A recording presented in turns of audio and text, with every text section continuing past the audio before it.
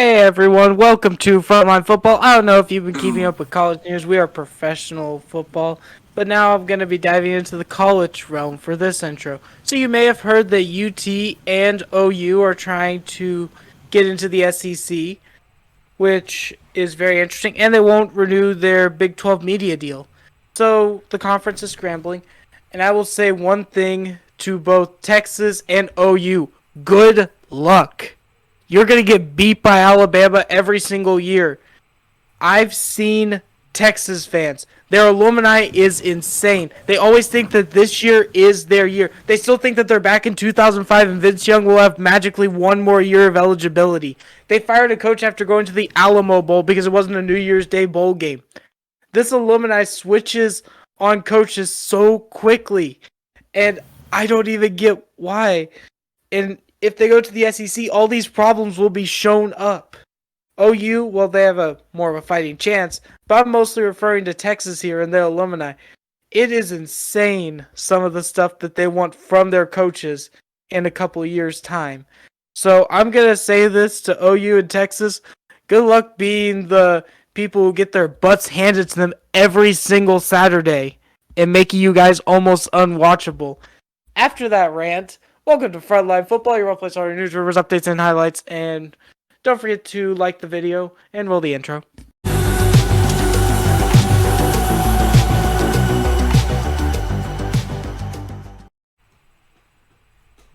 Guys, to Frontline Football.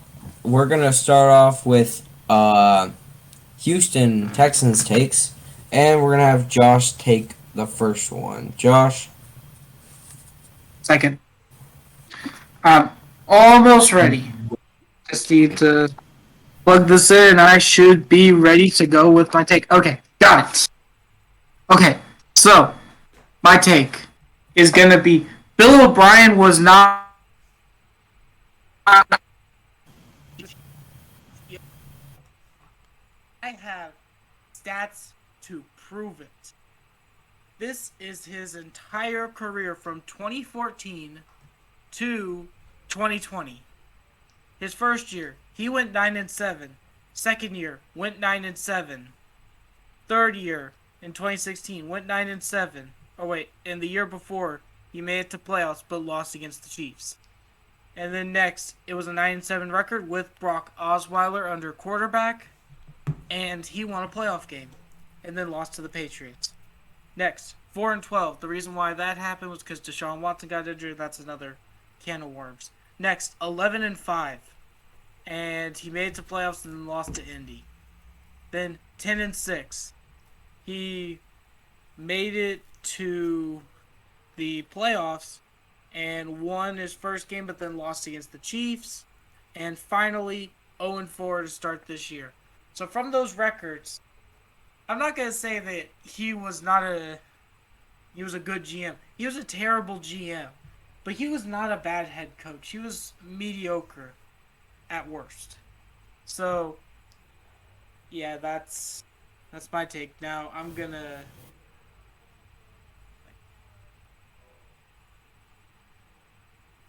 Do you guys agree with it? Or? Yeah. What about the choke? Bill O'Brien was a part of that, and his game plan literally destroyed their team.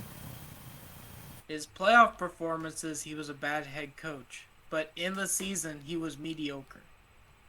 That is the argument that I'm making. So he's a mediocre head coach. He's not a bad head coach. I think I agree with that one. It got really bad at the end for the 0-4, but throughout the tenure, he wasn't necessarily an awful coach. There was a lot more stuff that could have happened to Houston for that. Alright, with our next take, it's going to be my take, and it's going to be that Deandre Hopkins is the best wide receiver to ever play in Houston. So, when you mention wide receivers, the first two names that come to mind is DeAndre Hopkins, Andre Johnson. If I compare their rookie years, they are very similar. They Andre Johnson had more yards, but D-Hop had more touch. Did he have more touchdowns? No, just Andre Johnson had a better season in his rookie year. But his sophomore year, DeAndre Hopkins had more yards. He had more touchdowns. He did better his second year than Andre Johnson. His third year, Andre Johnson didn't have as good of a season as D-Hop. D-Hop had a lot of yards and a lot of touchdowns, and he did really well. I think that's his. Yeah, that's his. Nope, that's not his best season. There's another season that's coming up, but Andre Johnson didn't have that good of a season. Yeah, it's just not good production. Then the next year's DeAndre Hopkins always is mostly having the better season other than the rookie year. But every other season, DeAndre Hopkins has had better seasons, he's had better touchdowns, and he's been a big game changer for them. I'm not saying that Andre Johnson wasn't. It's just D-Hop is the best wide receiver in the league, and he still will be the best wide receiver in the league unless he retires right now. He is the best wide receiver in the league. So, and he was the best wide receiver in 2016 in those years. So, yeah. You guys have any counter arguments? I don't. Well, just to clarify with our fans, whenever you say he's the best wide receiver in Houston, the best wide receiver to be in Houston, are you including the Oilers in that too? It's just I think that D-Hop is better than all those guys. Up No, but changes. Are you including the Oilers too in that? Yes. I'm gonna include the Oilers. I'm saying that he's the best wide receiver to ever play in Houston. So you're I'm not saying the Chiefs. The Chiefs are different. That's a different team. I'm saying the Oilers and the Texans. got The it. best wide receiver to ever play in Houston. So Got it. Okay, just to clarify with our fans, he does be best wide receiver ever to play in the Houston area, and this includes the Oilers too. Okay. My only hand it off counter- to counter argument. I would say my only counter argument is what about Ken Burrow, who played for the Oilers, who wore 00? Let me check this.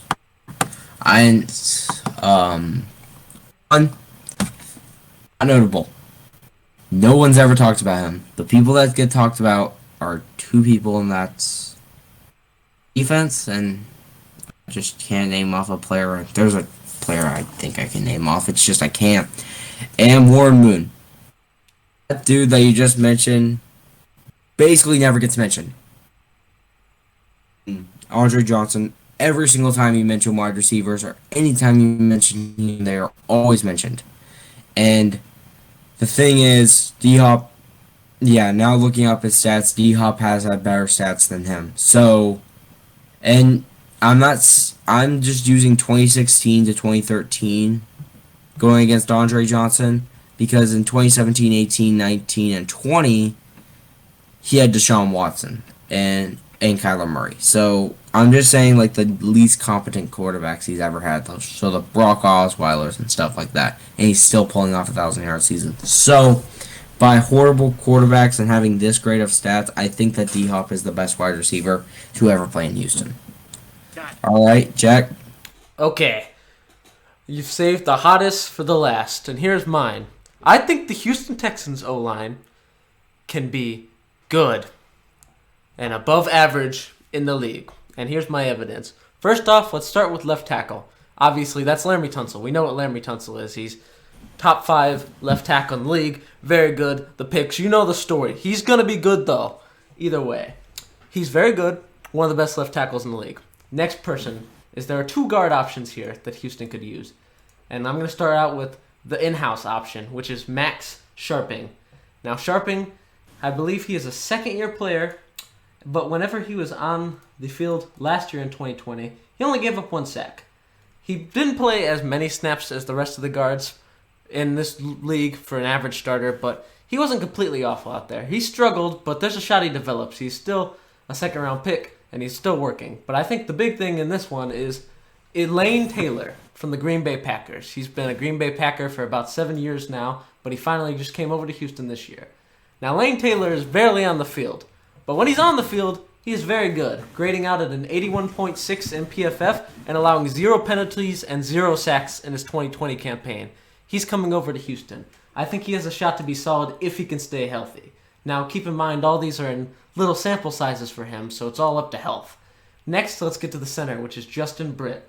Now, Justin Britt, another injury person here. He missed the entire 2020 campaign, not playing a single snap in the league. But if you go back to his 2019 time, he wasn't awful. He let up 2 sacks and 1 penalty, but he did play the 33rd most out of all centers in the league, meaning he was a starting level center. So that was 2 sacks over an entire season.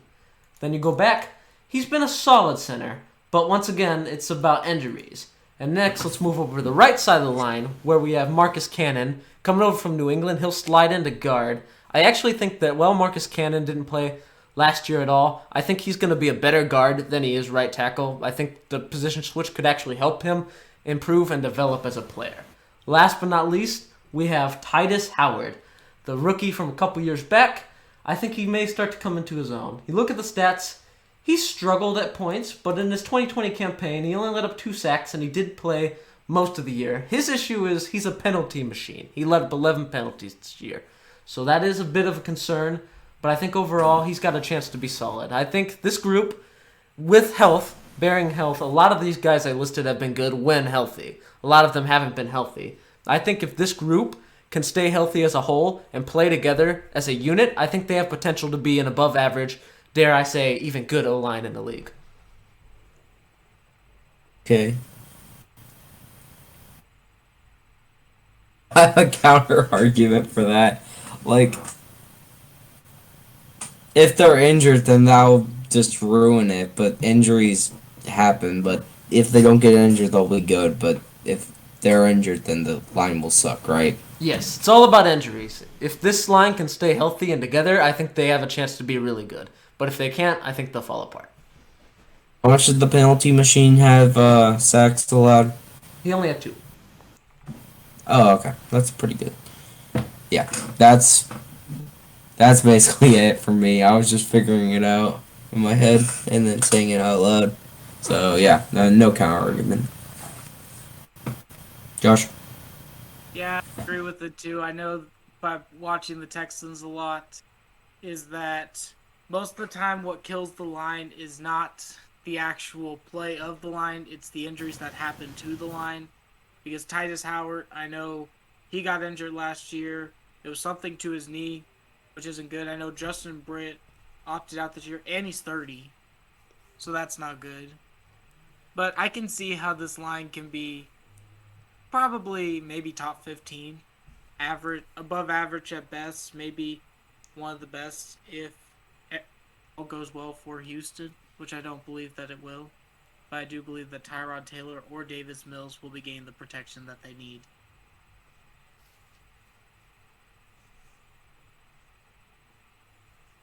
Okay. Well, that does it for our video today. If you have a hot take about the Houston Texans, make sure to put it in the comments below. And while you're putting something in the comments, like the video. And Josh, what should they do if they like the video so much?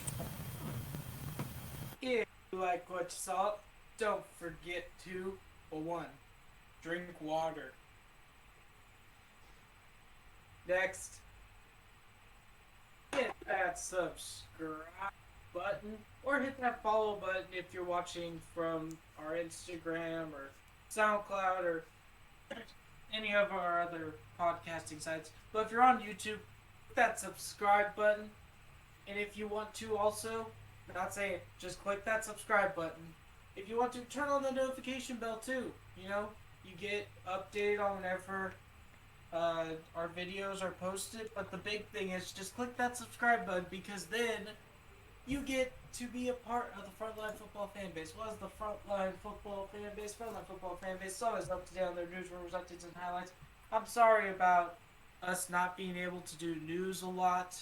It's been very slow, but I do promise by the start of the season, news videos will probably start coming back because we're going to have some news. And it's going to be a lot. So buckle your seatbelts, everyone. It's time to start going. And I've been Josh from Frontline Football. Jack, hit the plugs. As always, don't forget to follow us on Twitter and Instagram at FrontlineBFB, or put the links in the description below for that content. And we hope you enjoyed the hot take video. Like the last one, they're hot takes for a reason. You can disagree. Give us your reasons and be nice. Give your own hot takes if you want. And we'll see you guys back here next week. See you.